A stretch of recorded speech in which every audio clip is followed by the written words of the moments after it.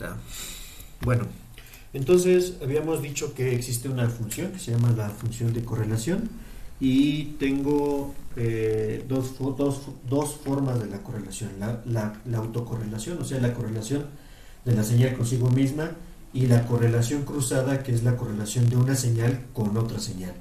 Estas funciones de correlación lo que buscan es encontrar aquellos tiempos o aquellos lags en los cuales hay una mayor similitud entre las señales que estoy haciendo la correlación. En el caso de la autocorrelación, el mayor nivel o la mayor similitud entre la señal consigo misma será en el lag 0 cuando las dos señales están completamente encimadas. Entonces, la función de correlación cruzada se define como RXY con un lag que se le llama el valor de L, y esto es igual a la sumatoria desde n igual de menos infinito hasta infinito de x de n por y de n menos l. Y en esta forma, como podemos ver acá, aquí pongo L es igual a 0, más menos 1, más menos 2, etcétera. Esta función de correlación cruzada está definida como la correlación de x con y. En esta ecuación lo que estoy moviendo en el tiempo es la señal y la estoy moviendo un valor de lag como está definido acá. O sea, puedo mover la señal y una sola muestra, puedo no mover la señal y y quedarse en el lag 0, o puedo incluso retrasar la señal y dejarla una muestra antes, y por eso los lags van a ser más menos 1. Entonces, este L define el lag o retraso o adelanto, solo que en español no hay una palabra para definir a las dos, pero es un retraso, un adelanto, o mejor dicho, un corrimiento de la propia señal. Entonces, en esta forma lo que estoy diciendo es que estoy retrasando la señal que tengo acá, y también puedo decir que si lo que estoy moviendo es esta señal Y, entonces ahora puedo hacer lo opuesto, y en lugar de mover a la señal Y, moveré a la señal X, y entonces RXY de L es igual a la sumatoria desde n igual de menos infinito a infinito de x de n más l por y de n, que está aquí. Estas dos funciones son exactamente la misma, y lo que estoy diciendo es que en el caso de la ecuación primera, o de la ecuación que está arriba, lo que estoy moviendo es la señal y en el caso de la ecuación de abajo, lo que estoy moviendo es la señal x. Si yo veo un par de series en el tiempo, por ejemplo esta que está acá, voy a poner poquitos puntos, y tengo otra señal que la defino aquí abajo como algo así. Esta sería la multiplicación, esta es mi señal x de n, esta es mi señal y de n. Esta multiplicación de los valores, así como están sincronizados, tomando en cuenta, siempre debo saber dónde está el valor del tiempo 0 o de la muestra 0 para poder sincronizar las formas, porque si no sé dónde está el 0, no puedo hacer esta sincronía, necesito saber dónde está. Entonces, esta multiplicación sería la multiplicación del lag 0 para cualquiera de las dos formas. Ahora, si estoy tomando la primera ecuación y lo que pido es calcular el índice de correlación para el primer retraso, lo que tengo que hacer en este caso es mover esta señal una muestra, eso sería con menos 1 acá, y entonces multiplico las señales, este punto por este punto, este punto por este punto. Y eso es lo mismo que haber tomado esta señal, que es la señal X, y en lugar de atrasarla en el tiempo, la adelanto, es decir, corro los valores para una muestra hacia la izquierda, y entonces tengo otra vez este punto multiplicando este y este punto multiplicando este. Por eso estas dos formas de la función de correlación son exactamente la misma, y todo depende de a cuál señal quiera mover. Como había dicho, esta función se parece mucho a la convolución y es exactamente en el mismo sentido. ¿Cuál es la señal que muevo? Pues la que me sea más fácil calcular y la que sea más fácil correrla a fines prácticos para hacer la operación, si es que estoy haciendo una operación mental o una operación manual. Si es una operación que la va a hacer una computadora, pues da lo mismo exactamente cuál sea la señal que se está moviendo. Entonces, otra propiedad que tiene la función de correlación es decir que si yo sé que R de Yx,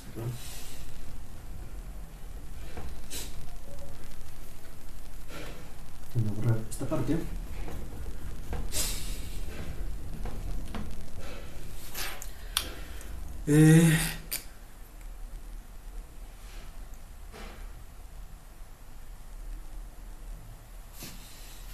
La función de correlación Rxy de lag L va a ser igual a la función de correlación pero opuesta Ryx de menos L, como está acá. Entonces, si yo calculo la función de la correlación de X hacia Y, entonces también conozco cuál es la correlación de Y hacia X al cambiar los sentidos del lag que estoy colocando. Otra vez, volviendo para demostrar este punto, tengo una señal que está definida así, por ejemplo. Tengo otra señal, que la coloco abajo, que está definida así. Y lo que está diciendo es que si yo corro esta señal, o déjenme poner las ecuaciones de esta forma, esta sería la sumatoria desde n igual de menos infinito hasta infinito de x de n por y de n menos l, y la ecuación esta que está acá la definiría como la sumatoria desde n igual de menos infinito a infinito de y de n por x de n más l, para poner la función de correlación completa. Entonces podemos ver que estas dos funciones sí son iguales porque son lo mismo que estaba haciendo en la ecuación pasada. Estoy moviendo el valor de y en una de las ecuaciones y estoy moviendo el valor de x en otra de las ecuaciones, que es justamente lo que estaba diciendo hace rato. Entonces, la función de correlación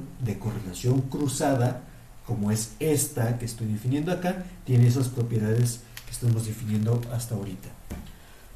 La función de autocorrelación, entonces, se construiría al sustituir la señal y por la propia señal x que yo tengo definida en este momento.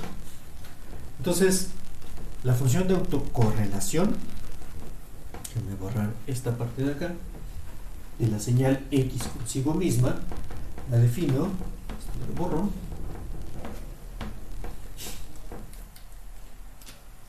Rxx de L va a ser igual a la sumatoria desde n igual de menos infinito hasta infinito de x de n por x de n menos L, que es lo que está definiendo allá. Y en el caso en el cual L es igual a 0, entonces la función de autocorrelación en el lag 0 es igual a la sumatoria desde n igual de menos infinito a infinito de x de n por x de n, dado que L es igual a 0, y esto es igual a la sumatoria desde n igual de menos infinito a infinito de x al cuadrado de n. Y esto es igual a la energía de x. Entonces, la función de autocorrelación en el lag 0 lo que me está diciendo es el valor de la energía de la propia señal. Situación que es importante, sobre todo cuando tengo un par de señales. Bueno, y aprovechando esta notación, ya habíamos definido que entonces la función de autocorrelación Rxl no es otra cosa, o lo puedo definir también como la convolución de x de n convolucionada con, x de l convolucionada con x de menos l.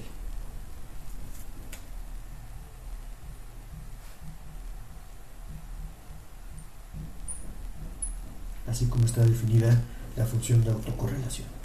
Entonces, lo que estoy diciendo acá es que le estoy multiplicando por la propia señal, pero con corrimientos, y por eso debo meter a la función de convolución la señal pero volteada, para que la propia función de convolución voltee otra vez la señal y me permita reescribir a la función de autocorrelación como una forma convolucional o de una operación convolucional como es esta. Entonces, cuando yo tengo una señal, voy a borrarla, esta forma que está acá, cuando yo tengo una señal que está construida por una combinación lineal de dos señales, es decir, yo digo que z de n, en su forma combinacional, z de n, es igual a que multiplica a x de n más b que multiplica a y de n menos l, donde lo que tengo aquí es un par de señales. Tengo la señal x, la señal y, puede ser una de interés, la otra puede ser ruido, como sea que esté observando estas formas, multiplicadas por dos coeficientes escalares que son estos dos que están acá. Cuando yo calculo la función de autocorrelación de ZZ de L, donde esta es minúscula,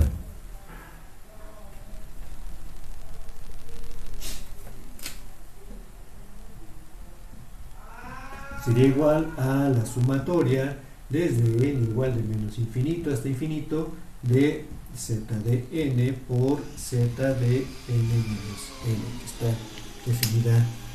así mi función de autocorrelación. Entonces, al lag 0, primero lo hago al lag 0, aquí podemos ver lo que está pasando. En el lag 0, esta forma que está acá sería la forma esta, y esto sería z de n al cuadrado, y entonces al sustituir la función de autocorrelación, o perdón, la función por su descripción que tengo acá, tendría a por x de n más b por y de n menos l al cuadrado, y entonces tengo que desarrollar este binomio al cuadrado. Entonces tengo la sumatoria desde n igual de menos infinito hasta infinito de a cuadrada por x cuadrada de n más al cuadrado del segundo término, b cuadrada por y de n menos l al cuadrado más el doble producto del primero por el segundo, que sería 2 veces ab por x de n por y de n menos n. La sumatoria es un operador lineal, y por lo tanto la sumatoria de los términos es igual a la sumatoria de cada uno de ellos por separado, y entonces tendría la sumatoria de estos, la sumatoria de estos y la sumatoria de estos términos que están aquí por separado. Los coeficientes a y b son constantes de la suma y por lo tanto van a salir, y entonces puedo desarrollar esta sumatoria como a cuadrada, que multiplica a la sumatoria desde n igual de menos infinito a infinito de x cuadrada de n más b cuadrada por la sumatoria desde n igual de menos infinito a infinito de y cuadrada de n menos l más 2 veces ab por la sumatoria desde n igual de menos infinito a infinito de x de n por y de n menos l. Perdón que no me ocupo el pizarrón, pero en estos términos que están acá podemos ver que esta parte, la primera que tengo acá, es en realidad la energía de x, la siguiente parte es la energía de y,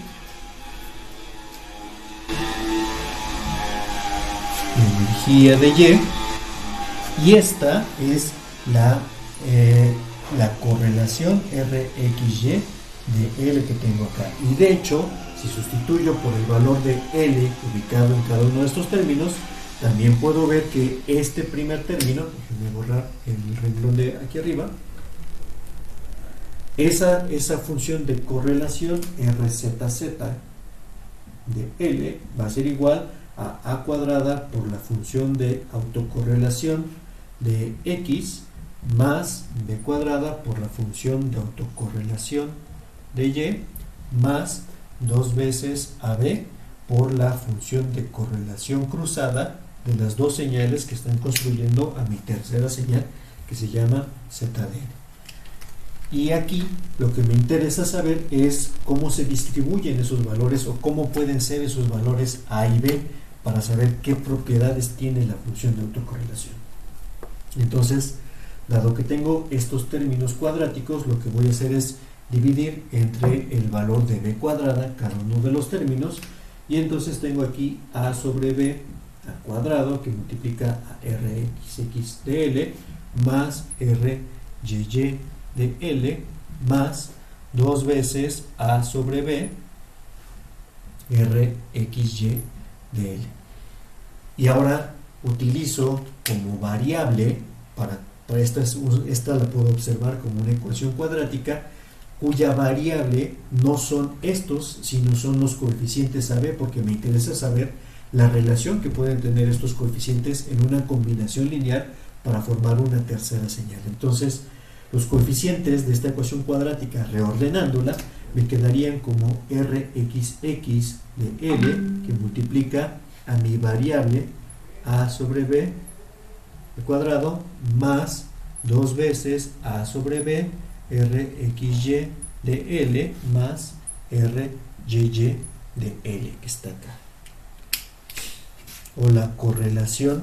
la función de autocorrelación de este término que está acá. Entonces, mis variables en realidad son esta, y los coeficientes, dado que lo que estoy viendo es que la energía, como vimos hace rato en la función de autocorrelación, la energía de una señal no puede ser negativa, entonces esta ecuación no puede ser negativa. Por lo tanto, o sea, el resultado, esto siempre tiene que ser mayor o igual que 0. Por lo tanto, debe haber una limitante en cuanto a los valores de A y B, o debería haber una limitante en cuanto a los valores de A y B, o mejor dicho, sobre las formas de las correlaciones que tengo definidas acá. ¿Cuál es la solución de esta ecuación? Pues es la solución de la ecuación cuadrática. Déjenme borrar esta forma de acá. Y entonces, utilizando esas variables, utilizando la ecuación, la solución general de la ecuación cuadrática, yo sé que esta no puede ser negativa, y es más, el determinante, es decir, lo que va en la raíz cuadrada del determinante de mi función, debe ser positiva. Lo que va adentro del determinante, si considero a,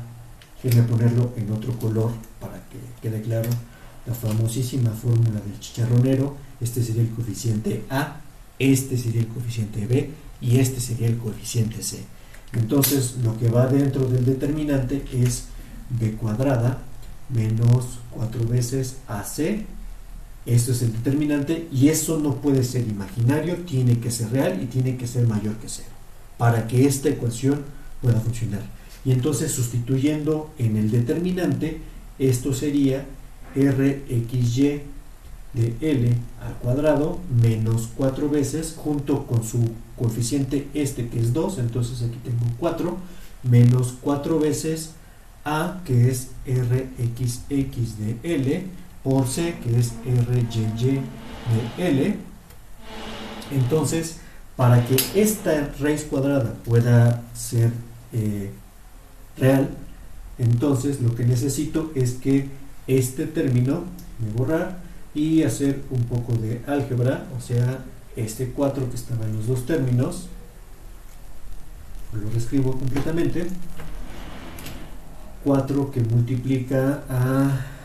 era este rxy al cuadrado de l menos rxx de l por ryy de l. Entonces esto tiene que ser completamente mayor o igual que 0, y por lo tanto este se va, y significa que la raíz cuadrada de rxx de l tiene, multiplicada por ryy de l, tiene que ser mayor, despejando el otro lado, tiene que ser mayor o igual que el absoluto de rxy de l, como está definido acá. Significa que entonces la energía de las señales, o la correlación para los siguientes lags de las señales de la función de autocorrelación, tiene que ser menor que la energía de las señales centradas en 0. Esta rxx de l o rxx de 0 sería la energía de x esta sería la energía de Y, la multiplicación de las energías tiene que ser mayor, está así, tiene que ser mayor a los valores de las energías que vienen después, Rxy de L, está definido así. Entonces, lo que está diciendo la función de autocorrelación es que a pesar de que la señal, si una señal está construida a través de una combinación lineal de dos señales, el valor en el AC0 es el componente que va a tener mucha mayor energía respecto a todos. Es decir, la energía o la forma o los valores de la función de autocorrelación van a ir disminuyendo en función de cómo van avanzando los lags de la propia función de autocorrelación. Eso ya lo habíamos notado en la clase pasada, en el video pasado también, porque la función de autocorrelación se va haciendo cada vez menor y menor y menor y menor conforme voy avanzando en el tiempo. Entonces, volviendo a la función de autocorrelación de una sola señal, yo sé entonces que Rxx en el lag 0 va a ser igual a la energía de X, y puedo utilizar ahora este término o este valor de energía para definir el coeficiente de correlación que le llamamos ρ. Xx de L va a ser igual a la función de autocorrelación Rxx en el lag que yo quiera dividido entre Rxx del lag 0, o lo que es lo mismo, dividido entre el valor de la energía de la señal, que está definido así. Y en el caso de la correlación cruzada, ρxy de L va a ser igual a la correlación cruzada Rxy de L dividido entre la raíz cuadrada de los valores de energía individuales, o sea, X, Y, que estoy teniendo aquí. El coeficiente de correlación no significa que deba ser siempre positivo. El coeficiente de correlación, o definido como está aquí,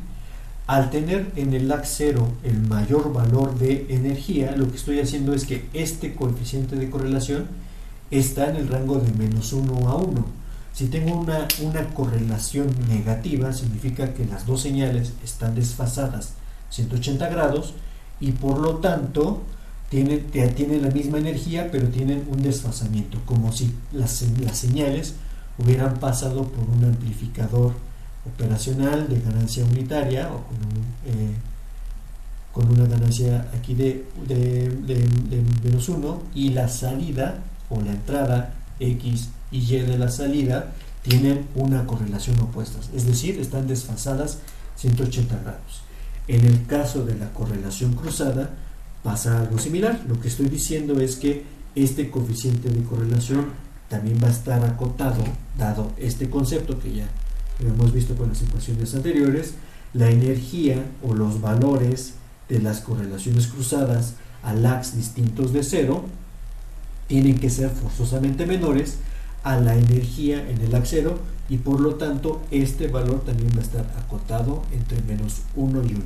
que es una forma de normalizar ese término de energía que tengo acá. Finalmente, para terminar, en el caso de señales periódicas,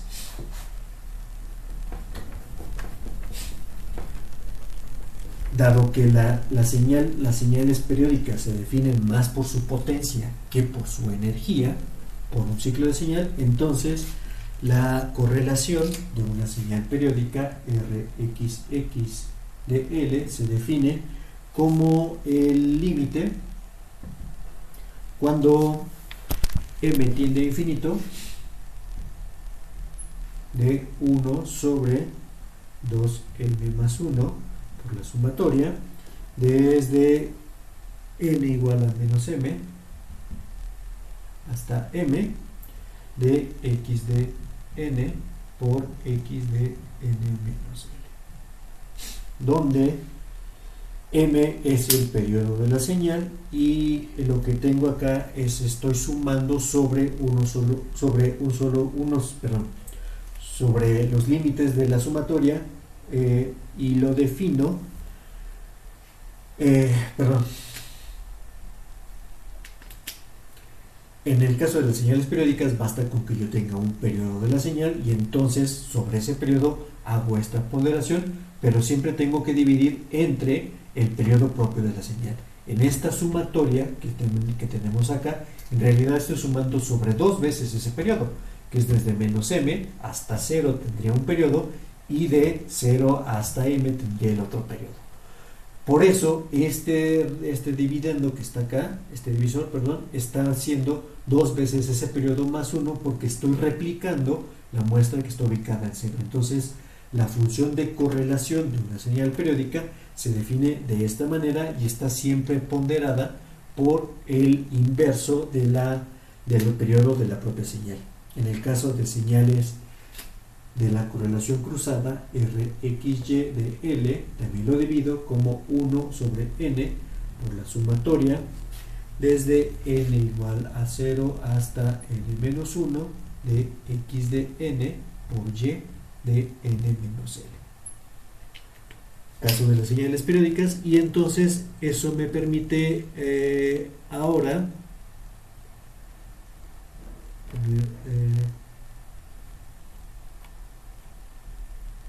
definir algo más que me faltaba por acá.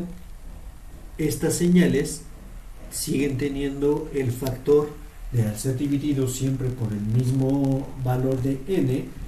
Cuando van saliendo las señales voy a tener ese efecto de una señal triangular que está ensombreciendo los bordes, y para atenuar ese efecto lo que hago es construir otra función, otra normalización de la función Rxy de n, que la construyo como 1 sobre n menos l, el absoluto de la sumatoria desde n igual a 0 hasta n menos 1 de x de n por y de n menos l. Esta función lo que va a hacer es atenuar el efecto de que las señales van saliendo y multiplicando por valores de 0 que ya no existen, ese efecto que tenemos de cuando las señales empiezan a juntarse y después se dispersan, se atenúa con este factor n menos el absoluto de la. Estoy disminuyendo el número de muestras sobre los cuales estoy dividiendo, haciendo una ponderación, y lo que tengo aquí es la correlación. Y finalmente la última forma de correlación, esta es normalización por corrimiento, y la última forma es usar esta forma de normalización por corrimiento, pero ponderada por el factor 1 sobre n menos l. Déjenme ponerlo aquí, tomando esta definición, es fácil, Rxy de L sobre la raíz cuadrada de Ex, Y, sobre unos de los periodos, y en el caso de que esta sea exactamente la misma señal que esté calculando la función de autocorrelación, entonces esto va a ser Rxx de L, X al cuadrado, raíz cuadrada, entonces voy a tener otra vez Rxx de 0. Y este índice, ahora para toda la señal, siempre va a estar entre menos 1 y 1, y me permite evaluar, este es un ejemplo o es un índice que podría mostrar qué tan símil es una señal consigo misma a pesar de haber cambios en el lag de la propia señal. Cuando tengo dos periodos de señal que están completamente encimados, el valor del coeficiente de correlación va a ser 1, significa que las dos señales se ven exactamente igual. Y cuando son completamente opuestas, es decir, las fases de la señal están completamente con un desfasamiento de 180 grados, el valor del coeficiente de correlación va a ser de menos 1. Por eso este índice me sirve para encontrar aquellos valores aquellos valores de corrimiento en los cuales hay repetición de la señal. En el caso de las señales cosenoidales, como veíamos en el ejemplo con Colab, es que estos valores de menos 1 y 1 suceden en justamente a los periodos de la propia señal. Donde tengo los valores, donde hay una máxima correlación, es el valor de 1, donde existe una menor correlación, es el valor de menos 1. Este factor de dividir entre el valor de n menos el número de muestras, perdón, entre el número de corrimiento, permite que ya no tenga una forma de la función de correlación que está envuelta por una triangular, sino ahora la función de correlación, al ser normalizada con este factor, va a aparecer una forma cosenoidal. Tomando en cuenta que en los bordes de la función de autocorrelación siempre voy a tener errores, porque en los bordes estoy tomando muchas menos muestras que lo que tengo al centrar los valores en cero, o incluso en los valores cercanos de la función de correlación. Entonces, estos bordes, o en los bordes de esta función de autocorrelación, tengo una baja estimación, porque finalmente lo que estoy haciendo es multiplicar los valores, y si la señal está contaminada con ruido, por eso era importante saber la correlación cruzada, en el caso del ruido, este ruido va a ser más notorio, o voy a tener una peor estimación de la correlación en los bordes por tener muy pocas muestras del fenómeno que estoy haciendo. Volviendo al caso, o obteniendo ahorita la correlación con el ruido,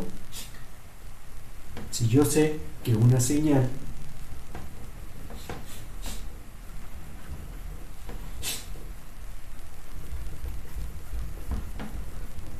como dije hace rato, la señal Z de n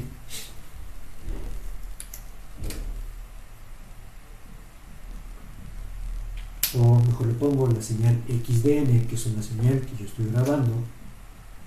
X de n es igual a mi señal de interés S de n más mi señal de ruido, que es Rn, donde aquí le puedo poner una ponderación A y B a esas señales de ruido. Yo sé que la función de autocorrelación Rx de L entonces va a ser A cuadrada por la función de autocorrelación de S más B cuadrada por la función de autocorrelación de L, menos 2, no, más 2 veces A por B por la función de correlación cruzada de la señal de interés con el ruido. Entonces, la señal de correlación, si yo tengo una señal que es una señal de interés y que tiene información, la función de correlación de esta señal va a ser distinta de cero. Si tengo un ruido de tipo aleatorio, de naturaleza que desconozco y que en teoría no está correlacionado en el tiempo, entonces este término va a tender a cero. Y ese ruido, en teoría, no debería estar correlacionado con mi propia señal. Por lo tanto, la función de correlación cruzada de mi señal con el ruido, que es esta, también tendería a ser cero. Entonces, cuando yo tengo una señal que está constituida por un componente en suma o una combinación lineal de señal de interés con ruido, el calcular la estimación o de la función de correlación va a resaltar la correlación de la propia señal y los componentes que están asociados con el ruido, que es la correlación del ruido y la correlación cruzada del ruido con la señal, van a ser cero. Y por eso esta señal de autocorrelación sirve para atenuar los componentes del ruido que puedo observar en mi señal. Para terminar entonces con esta parte, yo también sé que la función de autocorrelación Rxx de L es igual a la función o la convolución de x de L convolucionada con x de menos L, y entonces si yo calculo la transformada de Fourier de esto, Rxx de L, lo que tendría es la transformada de Fourier de esta convolución, y la transformada de Fourier de la convolución es la multiplicación. Entonces tengo x de e a la j omega multiplicando a x de e a la menos j omega por las propiedades de la transformada de Fourier. Yo sé que si invierto el signo de la señal, lo que hago es calcular el valor del conjugado, Y entonces en esta función de autocorrelación lo que está resaltado es justamente el valor de la señal, y el ruido está muy atenuado. Entonces esta transformada de Fourier no va a ser otra cosa más que la magnitud cuadrada de el espectro de la señal, donde la mayor parte de los componentes, o si lo quiero ver otra vez así, o sea, sería la transformación de todos estos componentes. Entonces esta forma sería a cuadrada, es una combinación lineal, es una constante, por lo tanto sale de la transformada de Fourier. Entonces sería la transformada de Fourier de RESS de L más b cuadrada por la transformada de Fourier de esta función, que en su mayoría es 0 o que está cercana a 0, porque yo espero que el ruido no tenga correlación. Entonces va a tender a 0, más 2AB por la transformada de Fourier de RSE de L, que también se supone que es 0. Entonces la transformada de Fourier de la función de autocorrelación, que es este término que está acá, es en su mayoría la transformada de Fourier de la función de autocorrelación de la señal de interés sin ruido. Por lo tanto, esta es aproximadamente la magnitud cuadrada del espectro de la señal de interés que tengo ahí, multiplicada por el factor a cuadrada, que en este caso, es decir, que este es 1, este es 1, entonces aquí se desaparece, se va, y esto sería 2 veces esta parte. Ahora, hay que tener cuidado en esta función de autocorrelación, porque si el ruido es realmente muy grande o más grande que el valor de la propia señal, pues entonces la función de autocorrelación del ruido, que eso lo veremos más adelante, ya no se acerca tanto a 0, sino es más grande que la transformada de Fourier de la función de autocorrelación, y por lo tanto ya va a ensombrecer a las cosas. Pero es un poco lógico. Si tengo una señal que en su mayoría es ruido, pues entonces al transformarla voy a tener más transformación o más propiedades del propio ruido que de la propia señal, que es lo que me interesaba obtener.